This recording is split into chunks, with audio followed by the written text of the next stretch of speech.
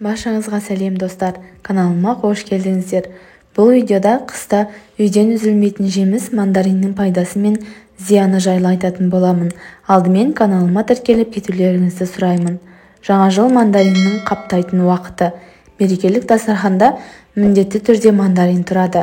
Жаңа жылдық тәтті қораптың ішінде де мандаринді салу әдетке айналған.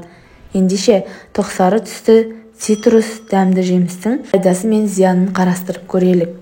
Мандариннің отаны Қытай. 19 ғасырдың басында Европаға жетіп, Испания, Марокко мен Түркияның негізгі өсіретін жемісіне айналған. Сондай-ақ Абхазия мен Грузия, Франция, Япония, Үнді, Қытай елдері де өсіреді. Жаңа жылда мандарин сыйлау дәстүрі көне Қытайдан қалған. Біздің заманымызға дейін 1 ғасырда пайда болған салт екен.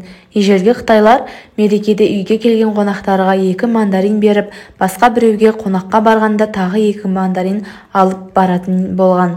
Қытай тілінде 2 мандарин деген тіркес алтын сөзіне ұқсас естіледі. Мандариннің пайдасы.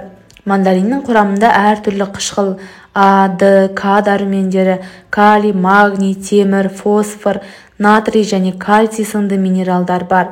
Қабығында эфир майы, пигмент пен каротин болады. Әсіресе қыста жеген кезде дәруменнің жетіспеуін толықтырып, аскорбин қышқылының арқасында иммунитетті көтереді. Қабығын суға қайнатып тұнбасын ішсе, жөтел мен қақырықты жазуға болады. Мандариннің қабығы да пайдалы. Онда антиоксидант көп болады. Ал цитрусты бөліктерге бөліп тұратын ақ талшықтардың құрамында қабынуға қарсы мықты әсер ететін флавоноид нобилитин бар. Мандариннің тағамдық құндылығы аз, жеңіл жеміс саналады, бірақ құрамында қант көп. Соған қарамастан салмақ түсіруге, асқазан жұмысы мен зат алмасуын жақсартуға қауқарлы. Мандариннің зияны. Сондай-ақ мандаринді аш қарынға жеу денсаулыққа зиян келтіретінін ұмытпаңыз. Мандаринді кешкі ас кезінде не ұйықтар алдында жегеннен гөрі таңертең немесе түсте тұтынған абзал. Жемісті қолданбас бұрын жылы суға 1 шайып алуға да кеңес береміз. Өйткені жеміс ұзақ сақталу үшін түрлі химикаттар мен өңделген болуы мүмкін. Мандарин цитрус жеміс болғандықтан аллергия туғызады. Сондықтан 2-3 жастағы балаларға беруге болмайды. Ал аскорбин қышқылы асқазанның шырышты қабығын қабындырып, жараны асқындыруы мүмкін. Сондықтан асқазаны ауыратын адамдарға аз жеген жөн.